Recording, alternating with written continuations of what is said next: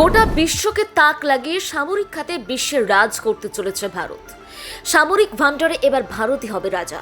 হ্যাঁ, চীনের এই শত্রু দেশ ভারতের থেকে এমন এক ভয়াবহ অস্ত্র কিনতে চায় যা সত্যি চমকে দেওয়ার মতো। চীনের এই কট্টর শত্রু ভারতের অস্ত্র কিনেই চীনকে দেবে টেক্কা। এখন থেকেই হয়ে গেল মস্ত বড় ডিল। এবার কি করবে জিনপিং? কি অবস্থা হবে চীনের এই শত্রু দেশ ভারতের কোন ভয়ঙ্কর অস্ত্র কিনতে চলেছে? দেখুন, ভারত ও পাকিস্তানের সাম্প্রতিক সংঘাতে চীন ও তুরস্কের অস্ত্রগুলি মারাত্মকভাবে ব্যর্থ হয়েছে।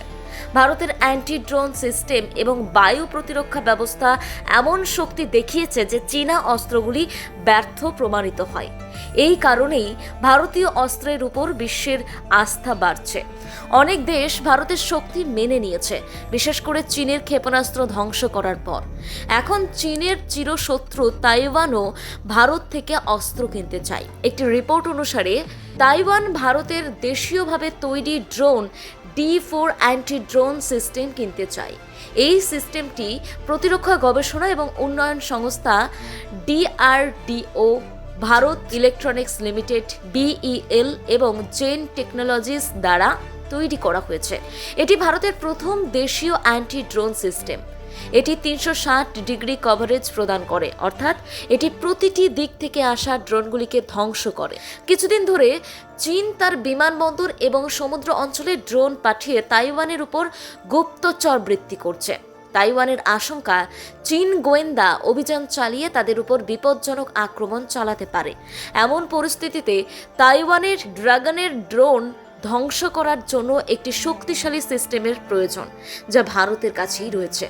তাইওয়ান ভারতের 30 কিলোওয়াট লেজার ভিত্তিক DEW-তেও আগ্রহী, যা D4 সিস্টেমের একটি অংশ। হার্ড কিল মোডে এটি লেজার রশ্মি দিয়ে শত্রু ড্রোন ধ্বংস করে। সফট কিল মোডে এটি শত্রু ড্রোনকে গুলি করে ধ্বংস করতে পারে, অথবা লেজার রশ্মি দিয়ে এর নেভিগেশন ব্যাহত করতে পারে। এটি অপারেটরের সাথে এর সংযোগ বিচ্ছিন্ন করে দেয়। D4 anti drone system 3 kilometre এলাকায় শত্রুকে ট্র্যাক করতে পারে। এটি দুটি মোডে কাজ করে, হার্ড কিল এবং সফট কিল।